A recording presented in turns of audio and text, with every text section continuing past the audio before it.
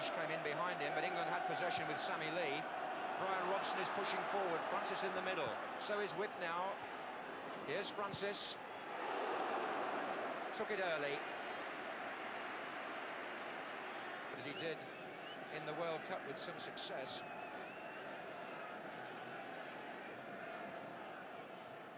Oh, we've got a flick on there and run in by Robson.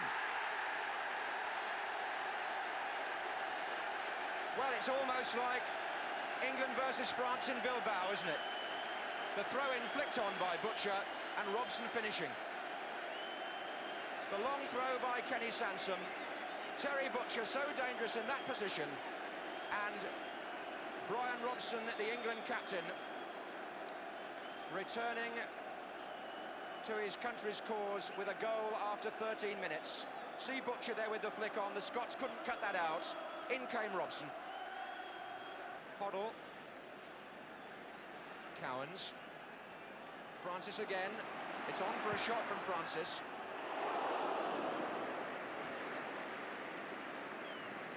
Testing Leighton there, and it's good to see a Scottish goalkeeper really covering the goal with perfect technique. One of the criticisms really that's been made of Scottish goalkeepers in recent years, that their technique has been fractionally suspect. I recall one shuddering collision between With and Willie Miller in the first half. It might have been down to that. Here's Phil Neal. Lee. Mabbott pushing forward into the penalty area, so is Cowans there. Knocked it back. And Glenn Hoddle, usually relishing that opportunity to latch on to the knockback.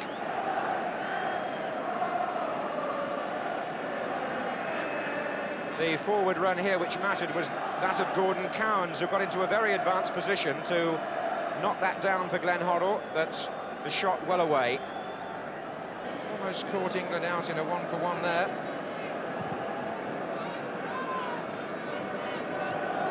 And that's nicely touched by Blissett to Francis. Lee.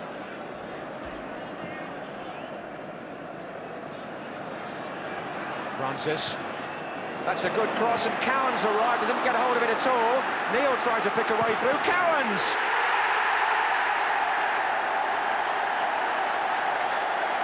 And England go 2-0 up. The ball ran loose, and Gordon Cowans swung his left foot, and it was wide of Leighton.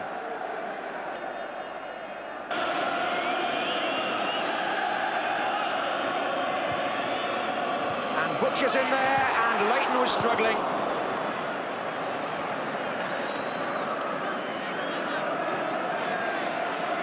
England still have the momentum here. Francis.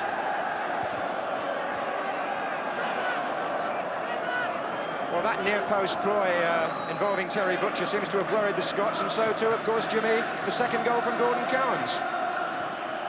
Yes, it does, and they really have an uphill battle now. Blissett, and then Mabbott, and now Blissett, and Francis to his right, and outside him is little Sammy Lee, offside.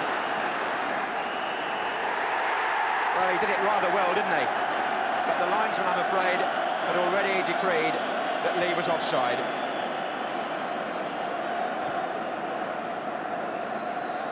Nicely worked this. Blissett found Francis. It was unselfish all the way along the line, but Sammy Lee was in an offside position before he chipped the goalkeeper. Brazil's made one of those curving runs. Graham Roberts should know a bit about him, playing for Spurs. Here's Goff. And Gray came in and wanted to leave it for Brazil. Here he is. And Goff. And Scotland had two chances there, Jimmy, and couldn't take either of them.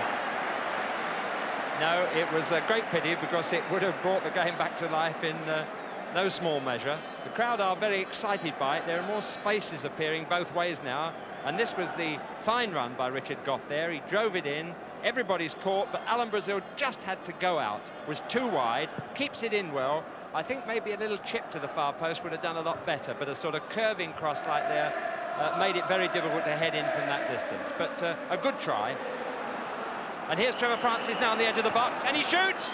And he scored! And Francis will not have that goal allowed. The referee stepped in there and penalised him, and it doesn't count.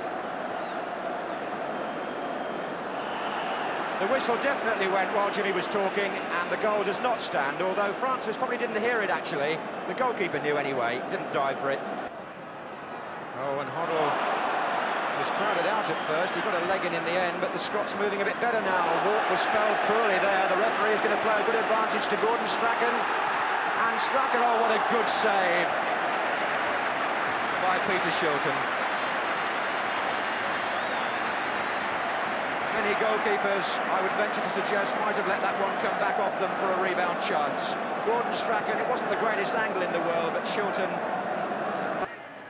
Neil. And McLeish with the header, not well directed really. Graham Roberts. Oh, what a tremendous effort.